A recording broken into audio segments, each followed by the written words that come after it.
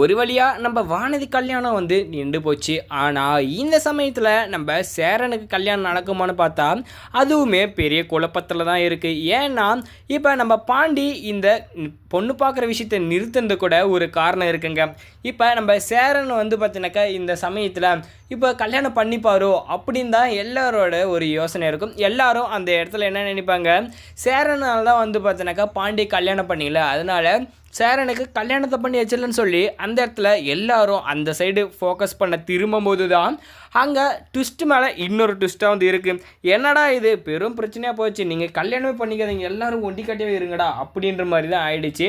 எதனால் நம்ம சேரன் இப்போ இந்த சமயத்தில் அந்த இடத்துல பாண்டி சொல்லுவான், நீங்கள் கல்யாணம் பண்ணிக்காதனால தானே நானும் வந்து பார்த்தீங்கன்னாக்கா கொஞ்சம் வெயிட் பண்ணிகிட்ருக்கேன், நீங்கள் உங்கள் கல்யாணம் முடிஞ்சதோ நான் கல்யாணம் பண்ணிக்கிறேன்னு வந்து சொல்லுவார். அதுக்கு நம்ம சேரன் வந்து பார்த்தீங்கன்னாக்கா என்ன நினச்சிட்ருக்காருனாக்கா, இந்த நிலா வீட்டை விட்டு போயிடுவாளே அப்படின்னு அவர் பல்லு கடிச்சிட்டு அமைதியாக இருக்காங்க.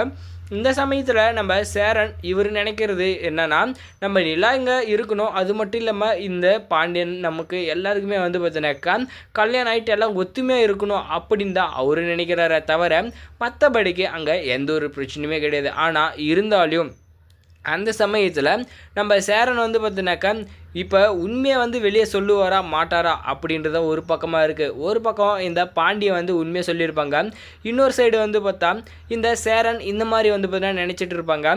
சரி, இதை வந்து பார்த்தீங்கன்னா நம்ம என்ன பண்ணோம், இப்போ பாண்டிக்கு தான் வந்து இது வந்து ஸ்டாப் பண்ணி வச்சுருக்கோம். அதுக்கு காரணம் நம்ம சேரன் தானே, நம்மளுக்கு தான் சந்தை வந்து ரெடியாக இருக்கா இல்லையா, அவளை வச்சு வந்து நம்ம சேரன் எனக்கு கல்யாணத்தை பண்ணி வச்சுருவோன்னு சொல்லிட்டு சோழன் சொல்லும்போது, டேய் விஷயம் தெரியாமல் நீங்கள் எதுவும் பேசிகிட்டு இருக்காதீங்க, கொஞ்சம் பொறுமையாக இருங்க அப்படின்னு சொல்லிட்டு அந்த இடத்துல வந்து பேசுவாங்க.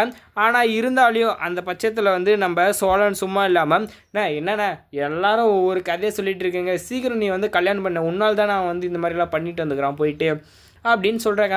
அதுக்கு நம்ம சேரன் வந்து என்ன சொல்கிறாங்கனாக்கா, நான் சொல்லக்கூடிய விஷயத்தை கேட்டால் உங்களுக்கே வந்து பெரிய ஷாக்காக தான்டா இருக்கும் அப்படின்னு சொல்லிட்டு, என்னென்னா நீங்கள் எல்லோரும் யோசிச்சு பார்த்தீங்களா, நிலா வீட்டை விட்டு வந்து போயிடுவான்னு சொல்கிறா, அப்போ அதுக்காக தான் வந்து நானும் இப்போ சந்தாவை கூட கல்யாணம் பண்ணிக்காமல் இருக்கேன் அப்படின்னு வந்து சொல்லிவிட்டு அந்த இடத்துல சேர சொல்கிறாங்க. இப்படி 3 பேரும் மாற்றி மாற்றி ஒருத்தருக்கு ஒருத்தர் தின்னுட்டு இருக்காங்க. இந்த ஒரு கேப்பில் தான் நம்ம பல்லவன் வந்து சைடு கேப்பில் வந்து பார்த்தீங்கன்னாக்கா மெசேஜை போட்டு அவரோட காதில் வந்து டெவலப் பண்ணிகிட்டு இருக்காங்க. அந்த சைடு எவ்வளோ பெரிய பூகம்பம் வரப்போகுதுன்னு தெரியல. ஆனால் இந்த சமயத்தில் நம்ம பல்லவன் வந்து பார்த்தோன்னாக்கா எதுவும் தெரியாத மாதிரி சும்மா வந்து அங்கே மேலோட்டமாக பேச்சு கொடுத்துட்ருக்காங்க. இப்போ நம்ம சந்தாவை வந்து பார்த்தினாக்கா எப்படியோ வந்து இந்த நடேசன் போயிட்டு கூட்டிகிட்டு வராங்க. கூட்டிகிட்டு வந்ததுமே டேய் கட்டுறா தாலியா அப்படின்னு சொல்லிட்டு அவங்க வந்து பார்த்தினாக்கா சொல்லிட்டாங்க. அவர் யோசிச்சுட்ருக்க அந்த ஒரு சமயத்தில் நம்ம சந்தாவே தாலி எடுத்து நீங்கள் கட்டுங்க அப்படின்னு வந்து சொல்கிறாங்க. இதுக்கு என்ன பதில் சொல்கிறது ஏது பதில்னு சொல்கிறது தெரியாமல் கையெடுத்து கும்பிட ஆரம்பிச்சிட்டாரு. இப்போ சந்தா முன்னாடி நம்ம சேரன் அவர் செய்த காரியம் சரியாக தப்பா, அவர் வந்து இந்த டைமில் நம்ம சந்தா காலத்தில் தாலியை கட்டுவாங்களா மாட்டாங்களா அப்படின்ற உங்களோட கருத்தை கமெண்ட் தெரிவிச்சுட்டு வீடியோக்கு லைக் போட்டு நம்ம சேனலையும் சப்ஸ்கிரைப் பண்ணிக்கோங்க. தேங்க்ஸ் ஃபார் வாட்சிங்.